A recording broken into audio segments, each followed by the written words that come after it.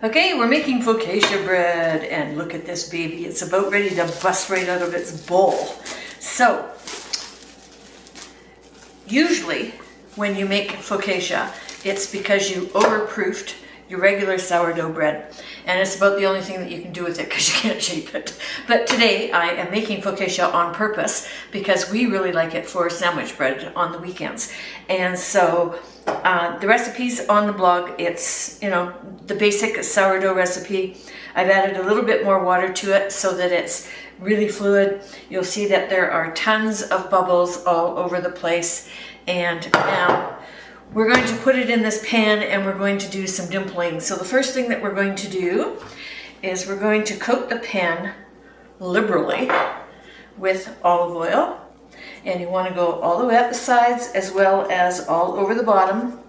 And then what we're going to do is we are going to unceremoniously dump this entire batter into this pan. Okay, so if you don't have a Pyrex dish like this, you can also use a metal one. So if you've got a lasagna pan that's kind of this shape, go ahead and use it. It works just fine. Okay, I don't know if this is going to come out by itself. If it doesn't, we'll give it a little bit of help here. Nope. This is a sticky one. Here it goes.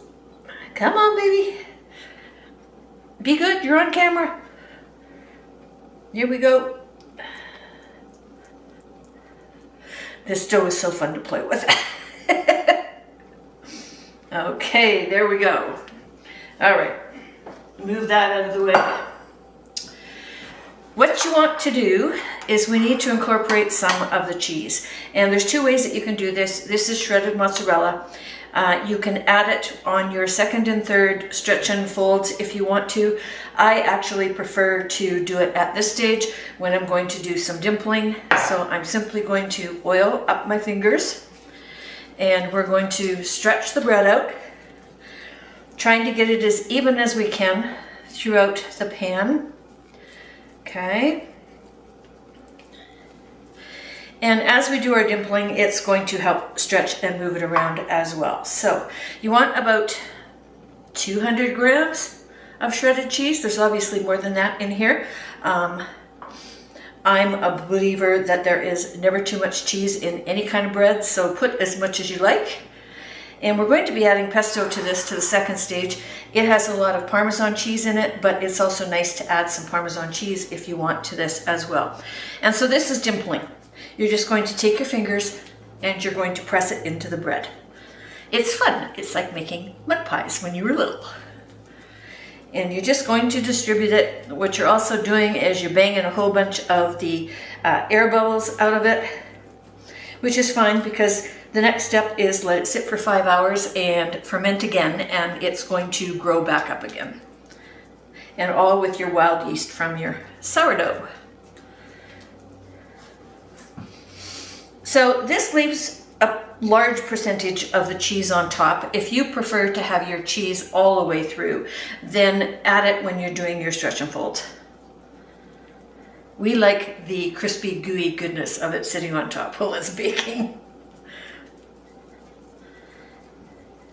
Okay, so you're just going to do that. You'll notice that it's nicely shaped. It's evenly distributed. Well, it was in my pan. And so now what I'm going to do is I'm just going to cover it with some plastic wrap and we're going to let it sit for about 5 hours, and then I'll come back and I'll show you the final steps of adding the pesto and the tomatoes, and we're going to have our caprese bread. Okay, see you in a bit. Okay, it's been 4 hours and it's doubled in size and it's nice and jiggly. So we're going to add the pesto. My pesto's been in the fridge, so it's a little bit firm, which is great. It makes it easier to spread. And this is a homemade pesto. I do share the recipe. There is a link to it in this post. And you're just going to spread it across the top. And the recipe says, I think, 80 grams. This is probably double that. This is one whole recipe. And I usually get 2 loaves of focaccia out of one recipe. So use as little or as much as you like, depending on how much you love pesto. Who doesn't love pesto? It's got basil in it. Okay. So, I'm also going to add a little bit of Parmesan cheese. And I like the flavor, and I also like the little bit of crunch that it puts on the top of the bread. So just a little sprinkle of that. And then once again, we get to dimple. And this is going to push that pesto down into the bread, okay, making the flavors go deep. Meanwhile, I'm heating my oven to 425 degrees, and this little baby is going to go in there for 20 to 25 minutes, depending on where you live and your elevation, of course. You get some big bubbles, you want to give them a pop. Otherwise, you end up with a great big hole inside your bread, and it makes it hard to make sandwiches. Ask us how we know.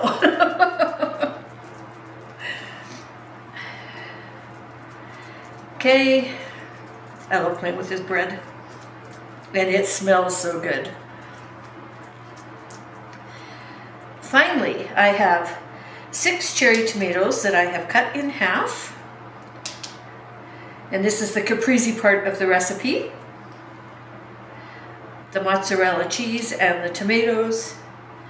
Okay, and we're going to add these kind of evenly wherever you find a spot. Oh, I'm missing one. Oh well. Stop the camera. Okay, camera back on. One last tomato. I could not bake that with a tomato missing.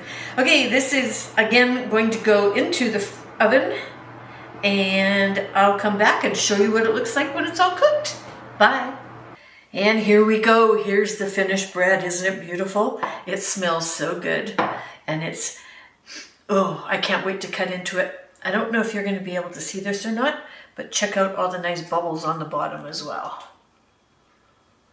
All right, we're going to make sandwiches out of this. I'm going to start a new video tomorrow, and we're going to show you one of our favorite sandwiches that we like to make. So thanks so much for watching. See you again soon.